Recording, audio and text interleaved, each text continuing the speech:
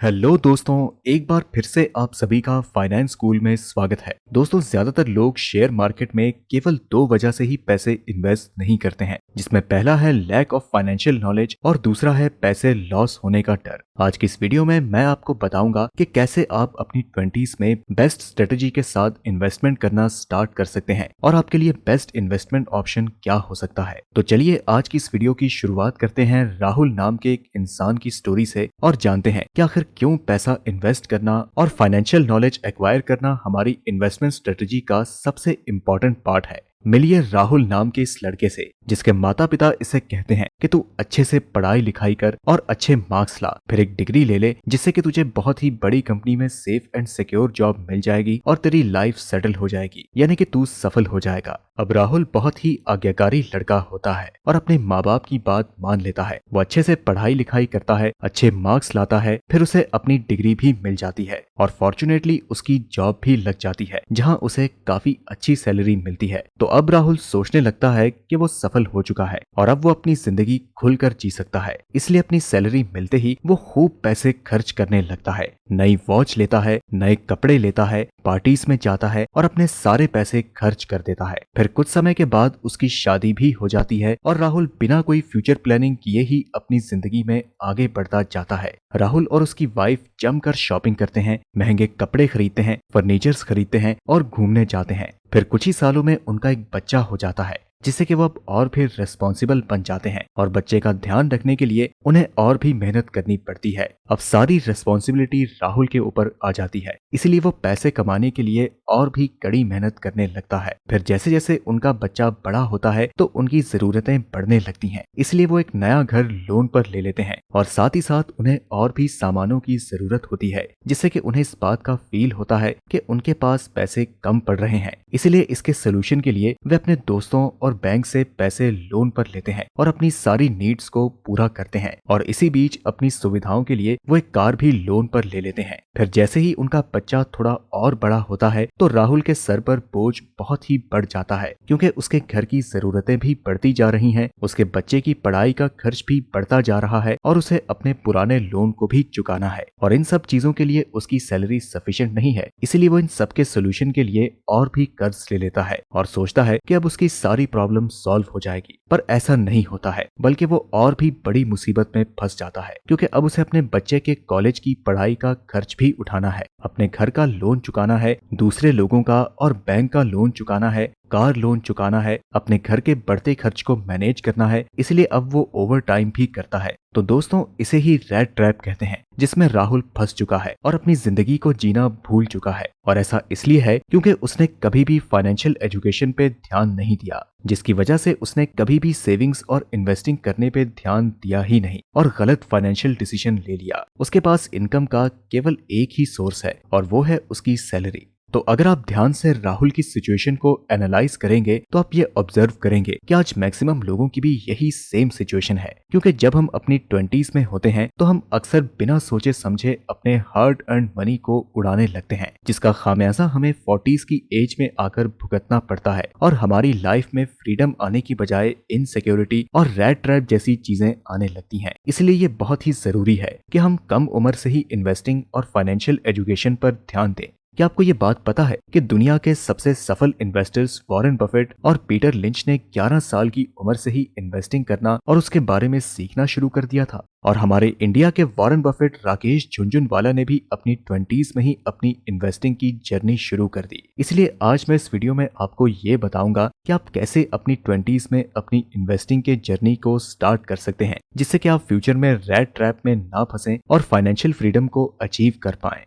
तो जब आप अपने 20s में होते हो तो आपके पास एनर्जी और रिस्क टेकिंग कैपेसिटी दोनों ही बहुत ज्यादा होते हैं। इसीलिए ये आगे स्टॉक मार्केट में एंटर करने का बहुत ही अच्छा समय है, क्योंकि पूरी दुनिया में स्टॉक मार्केट में सबसे ज्यादा रिटर्न्स मिलता है और ये पूरी काबिलियत रखता है आपको अमीर और फाइनेंशियली फ्री बनाने का। बस शर्त है कि आपको यहाँ सीख कर ही एंटर करना होगा, क्योंकि अगर आप यहाँ पर बिना सीखे एंटर करोगे तो जिस तरह स्टॉक मार्केट सीखने वाले लोगों को अमीर बनाता है, तो उसी प्रकार यही स्टॉक मार्केट बिना सीखने वाले और सट्टेबाजों को गरीब भी बनाता है। तो आइए अब ये जानते हैं कि स्टॉक मार्केट में आप किस तरह से इन्वेस्टिंग कर सकते हैं। अगर आप बिगिनर हैं तो आप इंडेक्स फंड में इन्वेस्टमेंट करने से शुरुआत कर सकते हैं। स्टॉक मार्केट में 5000 से भी ज्यादा कंपनीज लिस्टेड हैं, इसलिए सभी कंपनीज के स्टॉक प्राइस को एनालाइज करके ये पता लगाना कि मार्केट ऊपर जा रहा है या नीचे, ये बहुत ही मुश्किल काम है। इसलिए इंडियन स्टॉक एक्सचेंज में दो मेजर इंडेक्स हैं, सेंसेक्स और निफ्टी। सेंसेक्स इंडिया की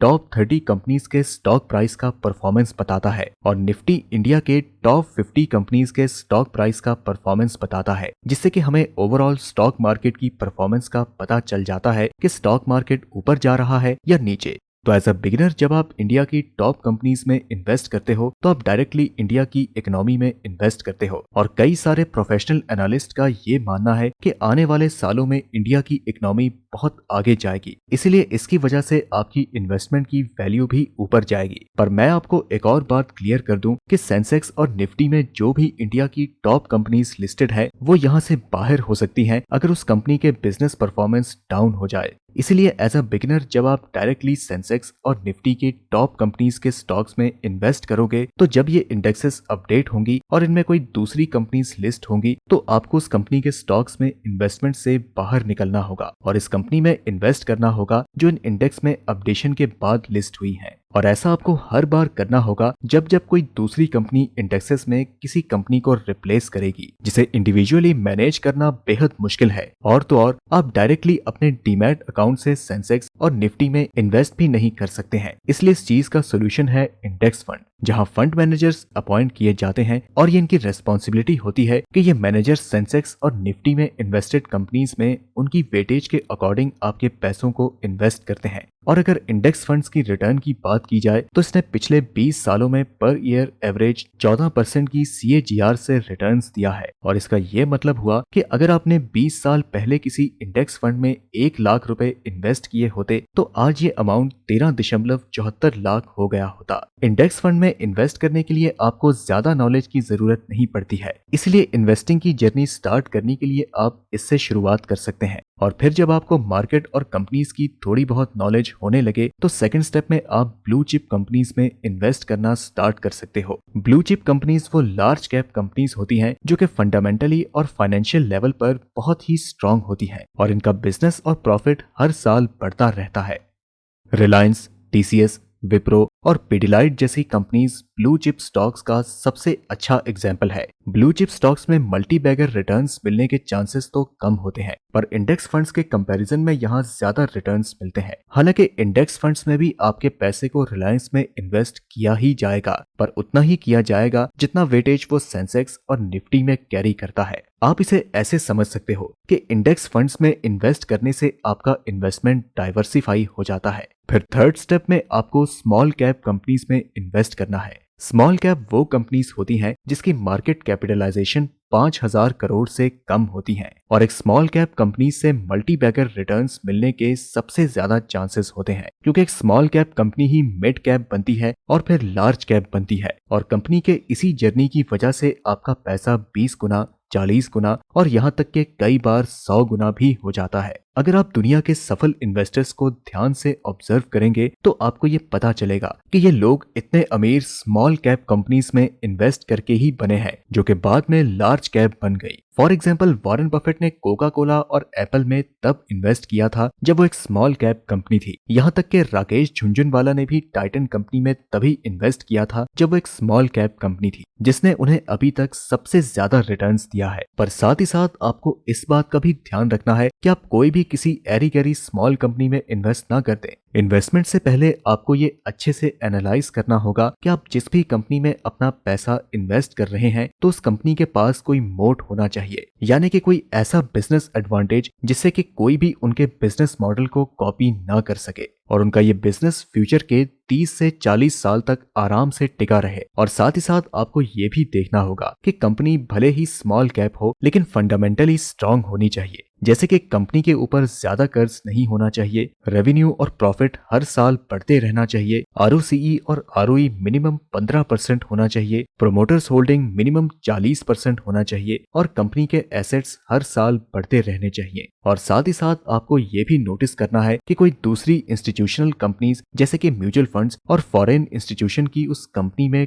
कुछ ना कुछ इन्वेस्टमेंट होनी चाहिए जिसमें आप इन्वेस्ट कर रहे हैं। तो जब आप अपना इतना एनालिसिस कर लेते हो तब आप स्मॉल कैप कंपनी में इन्वेस्ट कर सकते हो, पर इस बात का ध्यान रहे कि इनमें रिस्क भी सबसे ज्यादा है, इसलिए आपको रिस्क मैनेजमेंट भी करना है और केवल उतने ही पैसे इन्वेस्ट करने हैं जितना कि आप खोने के लिए तैयार हो। और किसी भी तरह की पेंडेमिक या क्राइसिस आने की वजह से सबसे पहले स्मॉल कैप कंपनीज ही अफेक्ट हुआ करती हैं और इसके शेयर प्राइस तेजी से नीचे जाने लगते हैं क्योंकि काफी लोग पैनिक होकर इनके शेयर्स बेचने लगते हैं। पर आपको यहाँ पर अपने रिस्क को मैनेज करना है और अपने इमोशंस पे कंट्रोल रखना है और ये सभी चीजें पूरी तरह से आपकी नॉलेज पे डिपेंड करती हैं कि चाहे किसी भी प्रकार की क्राइसिस जैसी सिचुएशन आए तो इस समय स्टॉक मार्केट तो क्रैश करता ही है और इस वजह से फंडामेंटली स्ट्रॉन्ग कंपनी के शेयर प्राइस भी नीचे गिर जाते हैं। पर ऐसा केवल शॉर्ट टर्म के लिए ही होता है क्योंकि जिस कंपनी का बिजनेस स्ट्रॉन्ग है वो लॉन्ग रन में हमेशा ऊपर की तरफ ही जाती है। और वॉरेन बफेट भी कहते हैं कि जब लोग मार्केट को लेकर ज्यादा लालची हो जाते हैं तो आप डरिए और जब लोग मार्केट को लेकर डर जैसी सिचुएशन में आ जाते हैं तो आप खरीदिए। तो उम्मीद है कि आपको इस वीडियो से वैल्यू मिली होगी। अगर आपको अभी भी कुछ डाउट है तो आप कमेंट सेक्शन में पूछ सकते हैं। वीडियो पसंद आई तो इसे लाइक करें और अपने फ्रेंड्स और रिलेटिव्स के साथ भी शेयर करें और हमें अपना सपोर्ट दिखाने के लिए फाइनेंस स्कूल को सब्सक्राइब करके बेल आइकन को भी जरूर प्रेस करें। हम मिलते हैं आपसे किसी अगली वीडियो में और यहाँ तक रुकने के लिए आपका सच्चे मन से बहुत बहुत धन्यवाद। जय हिंद।